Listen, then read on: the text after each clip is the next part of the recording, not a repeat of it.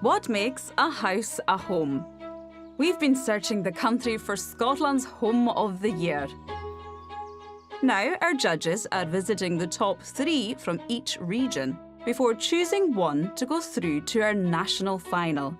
Scoring them on architectural merit, distinctive design and personal style are interior designer Anna Campbell-Jones. What I'm looking for in a home is individuality, imagination and integrity. And of course, that most important ingredient, love. Architect Danny Campbell.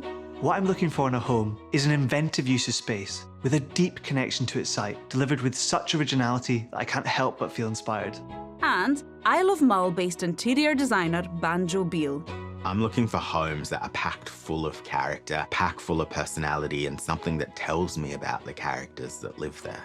This is a really special room. Proper country kitchen for crafty country people. I think I'm going to feel right at home here. In the end, only one can be Scotland's Home of the Year. Our judges are visiting the shortlist from the south, and they're starting with a self-build near Lockerbie. Kirtlewater Grange is home to John, Dan and their 3 dogs, Coco, Sheldon and Belle. We work in a fish and chip shop and we do a lot of hours. So we've created a place which is tranquil and just a nice place just to come back, chill, and just forget about all the hard work and everything. When we were refurbishing and putting new bathrooms and that sort of thing in, we were going to make a difference as far as sustainability goes. So we put solar panels in for electricity as well as solar panels for hot water. And we're lucky to be, in a beautiful area of Scotland. The place in Galloway is stunningly beautiful and often overlooked. And I wanted to have that little feeling of, exceptional drama in a home, but in a beautiful place where I'd been brought up and loved so much. The property's ground floor has an open-plan living, dining and kitchen area.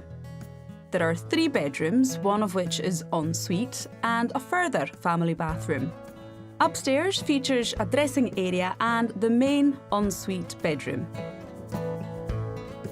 This is our favourite spot in the home because it's the heart of the home. We enjoy the view and the river, and it connects us to all 3 areas, the veranda and the living room, and we can socialise with friends and family. Armed with only the basic facts about the property, the judges now get their first look at Kirtlewater Grange. What an entrance. I feel like I'm in a theme park for plants and statues, don't you? It's a bit Jurassic Park walking through those gates. So it's almost symmetrical, isn't it? It looks like one side is a slightly different width to the other, and the windows are definitely different. I must say, that skylight on the left not lining up with the window below is starting to bother me a little bit. They've really gone for it with the ornamentation here, even that weather vane up at the top with a big duck flying high. It's making a big statement. Yeah, well, I keep ducks, so I love that duck guarding the house. It feels like this home has been built to take full advantage of these incredible grounds. It feels like they've got one of every tree in the world ever. All right, well, let's see if the home's a museum inside, shall we?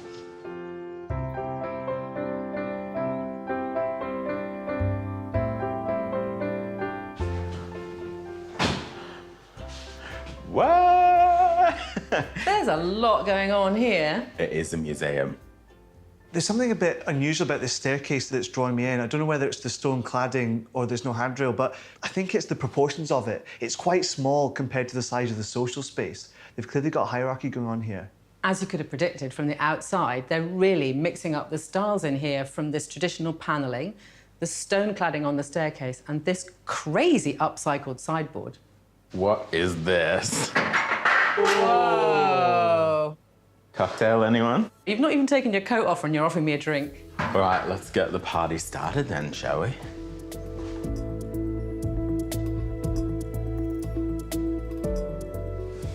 Crikey. Oh, comfy. I feel like I'm in Ozzy Osbourne's house. Yeah. It's definitely a party space, this, isn't it? Oh, this double height space is fantastic, and they've positioned that skylight perfectly to blind me with that crystal chandelier. You're a living disco ball, Danny.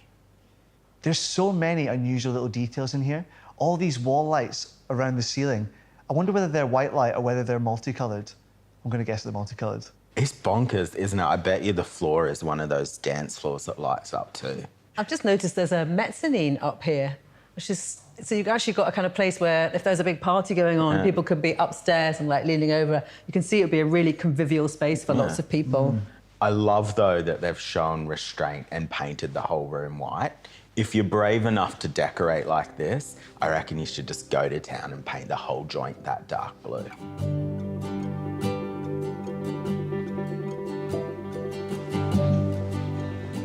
The favourite spot in the kitchen. And I can see why. You've got this amazing view through the garden, the birds on the feeders and the woodland beyond. But you can also see right the way through all the social spaces. I just see cake. Are we allowed to take a slice? Oh, you bet. Oh, and how cute. They've even got, like, a doggy treat station. Look at the sweet little teacups flying away. Flying saucers, indeed. Flying saucers. You're so clever.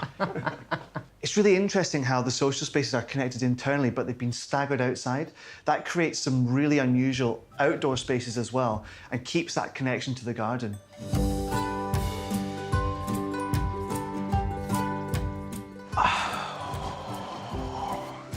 So we're back home on the ranch. There is a river flowing through their garden. I'm jealous of that. The garden's been set out like a series of rooms. We've got a kind of water garden, a play area, a lounge. There's so much going on, but it's so relaxing out here, isn't it? Reminds me of life in Australia. You just live out on your veranda. I reckon they spend a lot of time out here. The space inside is such high energy with everything going on, but out here it feels so much calmer, just the sound of the birds and the river.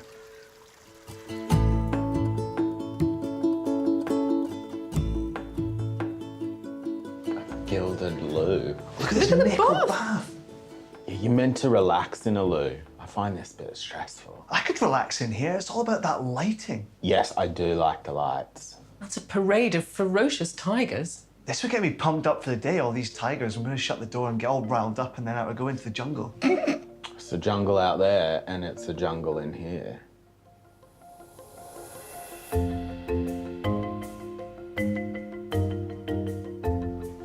Wow, this is definitely the primary, isn't it? Ah, the small staircase as we came in makes sense now. This is the only room upstairs, and they've really gone for it. They've kept the height. This is a really special room. This is the moody boudoir, isn't it? I really like how they've taken that wallpaper above the picture rail there. They've added a whole lot of drama to this room. Yeah, everything really is extra. I mean, even the picture lights are incredible. The choices that we've seen elsewhere in the home really come together in here. This is a very coherent scheme. It feels like a look. I really like this inverted dormer where they've actually taken a slice out of the roof and created a really amazing balcony. I bet it's beautiful to sit out there in the morning and just watch the river flow by. How will the judges rate Kirtlewater Grange? 1 mark will be held back until they have seen all 3 homes, when their combined scores will be revealed. As soon as we arrived, we were hit with this double-height social space, which then connected to the dining space and then the kitchen, all flowing through into the garden. And I think that was done really successfully. However, I did feel like some of the detailing didn't quite come together. And for me, architecturally speaking, I would have lined up the skylight with the window below. I'm going to give this home an 8. This home is absolutely jam-packed with personality and originality in such an unpretentious way. You can totally tell that the homeowners are really generous entertainers. In fact, I feel like I should have a canapé in my hand right now. In rooms where there are 4 walls and a door, they've created very coherent set-piece interiors. The public space is more of an amalgamation of all of those ideas. I'm going to give this home a 9. They have teamed with the theme in this house. They've absolutely gone for it with some weird and wonderful objects. It's not all to my taste, but they've done this house with a whole lot of joy, and it's a party gaff, so why not?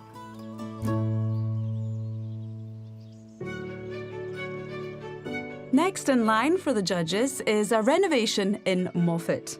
Honeysuckle Cottage is home to Bryony, Mark, and their sons Grayson and Xavier. We think this home's been around for over 200 years. I think it's one of the oldest cottages in Moffat. And It was a small cottage with just probably 2 rooms, and then it's been extended in the 1990s, and then we've extended on the side as well. We employed an architect to do the plans, the drawings. I gave up work, so I was able to manage the project. Once it was wind and watertight, we realized that I needed to do the rest. Yeah, I rolled the sleeves up and learned as I went along, basically, and did a lot of the work myself in terms of the internal walls, the floor coverings, everything you see, really, the landscaping. Decorating. Yeah. Everything. Yeah, everything. So basically, it was a baptism of fire. I'm now a multi-tradesperson and work as a handyman. I've always loved interiors. I've always loved all the home programmes, all the magazines, everything to do with homes. So it's just something that I'm passionate about. And Mark's now passionate about it too. Yeah, we work really well as a team because Bryony's the creative inspiration and I'm the practical person who puts everything into place. He makes it happen for me. It's just a good story of someone who's learned everything, like given up his job, looked after the kids, but also has managed to learn that and be able to get a trade out of it. And I think it's just nice to be able to celebrate that. The cottage dates back to the 1700s. It's been extended at least twice over the years and features a front extension sunroom, kitchen, lounge with study area, family shower room and the boys' bedrooms. The basement level has the main bedroom and ensuite bathroom. This is our favourite spot in the home because before it used to be a dark cottage and we added this extension and it brought in the light. But what will the judges make of Honeysuckle Cottage? Well, this looks promising straight away. Look at those beautiful blue wrought iron chairs and that pretty umbrella. Oh, we're getting the best of both worlds here, aren't we? Sturdy stone cottage and that gorgeous glass extension. Yeah, I can't wait to get inside that and have a look at what they've done. It's definitely an old and new coming together. And it works from here, doesn't it? It's talking to each other. Shall we go and explore?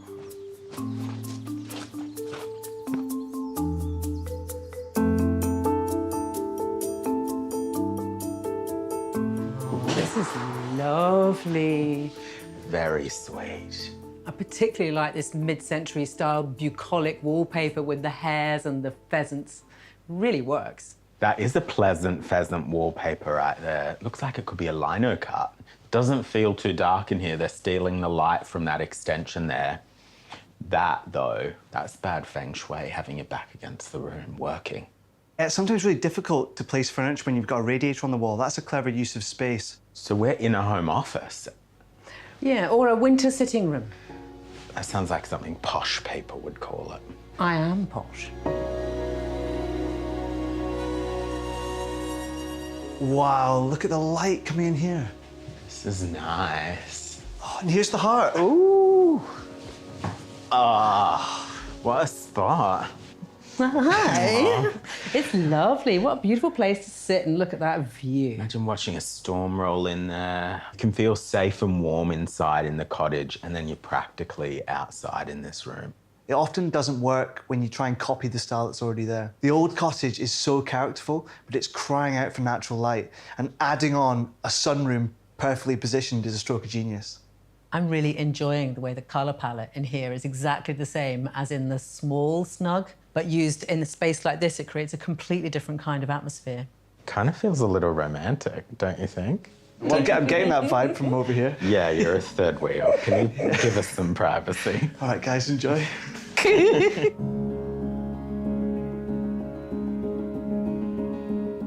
Oh, Wow. now we're talking. We're in the jungle. Oh my goodness. Hi. We've got plants hanging from the ceiling, slingshot by the pillow. This is a room for a wild child. I love the way they've done the bed head wall with all those slats of reclaimed timber. It's so effective. There's even an annex for all the toys to keep them clear from the zoo enclosure. Okay, the kid's cool, but how cool are the parents to let their kid have a lizard and guinea pigs? I want them to adopt me. We can always ask. I'm gonna ask. This is mad. What a legend. He's like a little mini David Attenborough.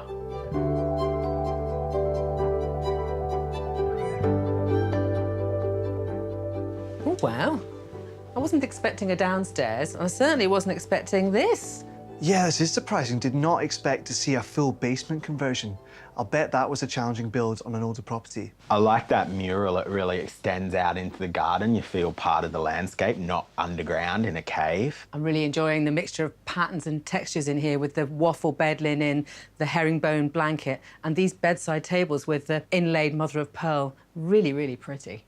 They love green, don't they? I think they are a wild family. Yeah, this is the grown-up version of the kids' room, isn't it? And instant access to a piano in the morning when you get up. That's what everyone needs. And a cat. Or what else do you need? All the essentials. Maybe an ensuite. Shall I see? Wow! It's absolutely huge. Oh, it's lined in this beautiful variegated slate. It actually does feel like a cave, but in a positive way. It's the first time Oh, you'll be able to touch the roof. Yay! Yeah, you're tall. I got jump or I hit my head. Do you know what I've noticed? People are always against bathrooms without a window, but that's how to get the luxury feel. Mood lighting. Especially in those recesses, it just sets it off. I feel like I'm in a luxury hotel. How will the judges rate Honeysuckle Cottage? I think the homeowners have created a world here, a world for their kids to explore their wild side, a world where they can express their creativity and craftsmanship. I think the homeowners have mixed the old and the new perfectly here. You've got the best of both worlds, a gorgeous, cozy cottage and a bright, light extension, and it's really a joy to be in both spaces. I'm going to give this home a 10. I think what this home shows is that you can have colour, you can have pattern, you can have really, really stylish home that's also really family friendly. You get the sense that the whole family are included on the journey of the design. I've really enjoyed the way this home has been updated and extended to connect even better with the landscape around it. 3 words that come into my mind are family, practicality, and style. And of course, a home isn't a home if it doesn't have a cat. That's you. I'm going to give this home a 10. The homeowner has been really clever in how they've enhanced the old cottage. They've added on a large glazed sunroom to bring in some much needed natural light. It was a really bold move to go under the building. Older properties are more likely to have structural movement when you're making these types of changes, but in this home, it's been really successful.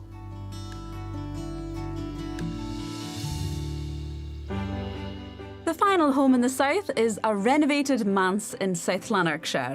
Old Manse is home to Joe, Graham and 3 of their 6 children, Mason, Isaac and Skye. So the house is in 2 halves. We do believe that this side is 1806 and the other side is about 1870. I think when we bought it, there was a few original features that had been taken away, unfortunately, but the internal doors were intact, the shutters were intact, and the beautiful balustrades. So that was kind of, we had the basics, and everything after that we have tried to put back in as how it would be originally. What did we do first? Well, within 72 hours you had a wall down. Joe had the sledgehammer and my crowbar, and she was out with it, smashing the wall down. Yeah. The whole house has been done on such a tight budget. We're really into reuse and recycle, so huge shout out to all the free pickups that I've had, because without second-hand buys and free furniture pickups, we wouldn't have been able to do what we've done. The original early 1800s part of the home has a lounge and dining area, a kitchen and WC. The 1870s extension features a formal drawing room on the ground floor. Upstairs, there's a family bathroom and 4 bedrooms, including the main, which is ensuite.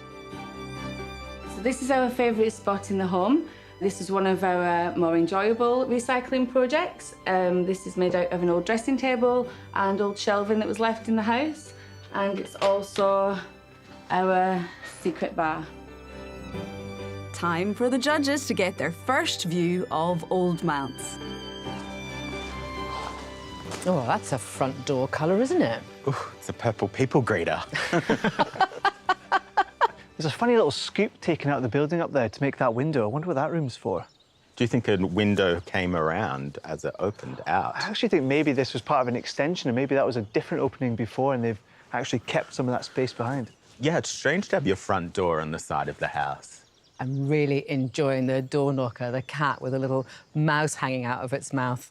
Yeah, it's very whimsical, isn't it? With the planting and the little animals and the reeves. It's all very cute. I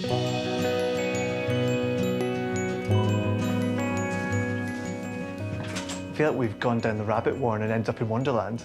Yes, there's an Alice in Wonderland themed gallery wall going all the way up to that really theatrical curtain on the staircase. It's very dramatic, isn't it? I love that window nook up there as well. The proportions of those pictures are really quite high. It's making me feel extra small, like I've just drank one of those magic potions.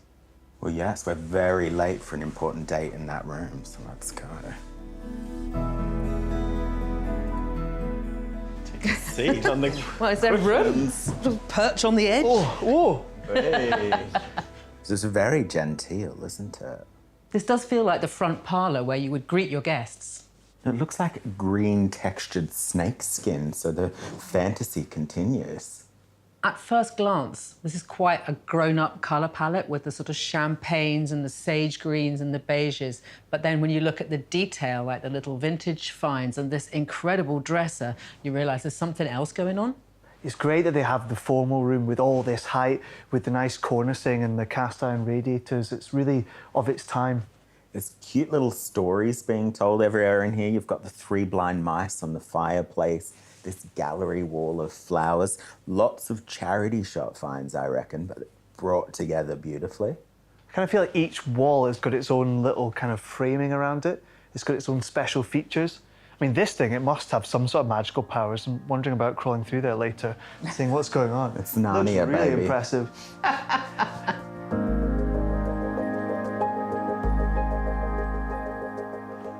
Ooh, ah. Here it is. What a spot. Ooh, right by the whiskey. Actually, I think it could be this. Oh, yeah, baby. Look, it's even got kind of a It's got a crushed velvet ceiling. Shouldn't every bar have a crushed velvet ceiling? hidden bar goals. The lower ceiling really works in here. We feel much more snuggled in. This must be the older part of the house. Feel like I'm in a country pub and I love that aubergine colour on the walls there. Might have just slapped it on the ceiling just to really go for it. They're still having loads of fun in here. They've got the mouse hole detail on the skirting board and the Mona Lisa over here. They're not taking themselves too seriously. They've got a really eclectic collection of what's known in the trade as brown furniture, which has been unfashionable for years, so you can get it at a really good price, and it's beautifully made.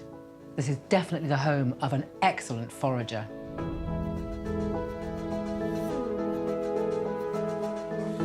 This is lovely, isn't it? Proper country kitchen for crafty country people. In clotted cream. Ooh, my favourite colour. There's more really nice vintage finds in here. There's original Cornish ware jug and pot on here, and some really fun-looking things over the cooker there. We're not in Cornwall anymore, Toto. And check out that larder. A whole lot of love for that. You know, it can be really difficult to lay out a kitchen when you've got 3 doors to compete with, but they've done really well with this layout. And it's lovely having the light going all the way through, so you can see out into the garden where it looks like they're growing their own fruit and veg, and then out into the street to see who's coming for tea. Well, they are crafty because this is lino and it looks like the real McCoy. I can imagine being a farmer's wife in this kitchen, ringing your bell to get the kids inside for their supper, nibbling on biscuits. I love a stripy stair carpet. Look at this as well. No, that's for people like me that get puffed walking upstairs. Nice touch.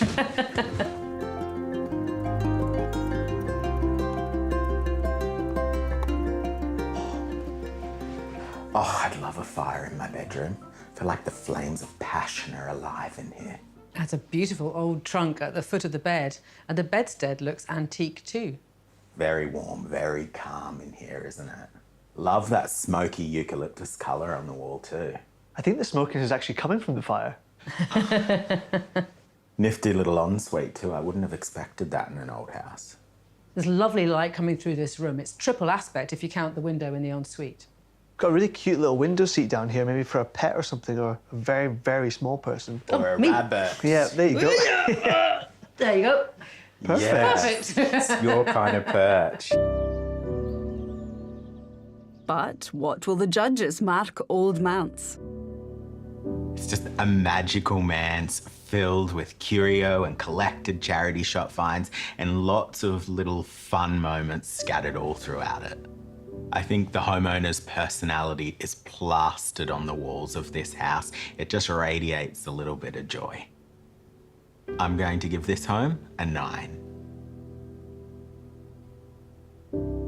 From the moment I stepped through the front door, I realised what a quirky home this was going to be. With all the Alice in Wonderland artwork, the homeowner has really embraced a feeling of magic and fantasy throughout the whole home. For me as an architect, it's been really interesting to see a Victorian extension to a Georgian building, and I really like the functions that have been chosen for those rooms to take advantage of the characteristics of those styles. The home sits in a beautiful garden setting, and for me, I would have loved to have connected with that garden more directly. I'm going to give this home an 8. This is a great example of home as evolution. This is a home that seems to be accumulating objects and stories as it goes along, like barnacles on an old ship. This home has been decorated with a kind of unpreciousness that's really refreshing. I think it shows that people should just have a go and enjoy making their homes fun and entertaining for themselves. When you're being experimental in your home, it doesn't always work out perfectly, but I get the feeling this home will just keep on developing.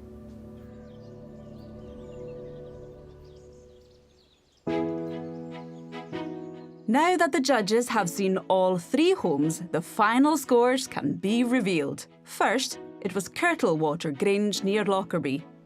Danny, you gave it an 8, and I gave it a 9. Banjo. Ooh, the River Ranch Party Palace. I mean, it was packed full of personality with all of their ornaments. I gave it a 9. Okay, so that gives Kirtlewater Grange 26. It's a strong start. Absolutely. It really is. Next up, Honeysuckle Cottage in Moffat. Banjo, you gave it a 10. I gave it a 10 as well. Danny, what did you think of it? Well, I was so impressed with how this homeowner had extended out to the side and also underneath the home. I gave it a 10. Wow! So Honeysuckle Cottage gets 30. Cute place.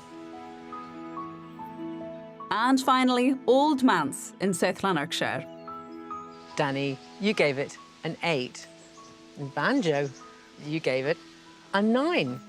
I thought it was obvious that these homeowners have been scouring the country for all sorts of really fun bits and pieces to make their home really unique to them. So I gave it an 8, which gives the Old Manse 25. Solid score.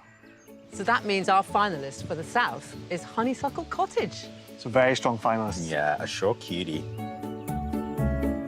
Honeysuckle Cottage wins in the South and is one step closer to being Scotland's Home of the Year. Next time, I feel like we're going to put on a performance. the judges are in the East, Chunky all the way, baby. as the search continues for Scotland's Home of the Year.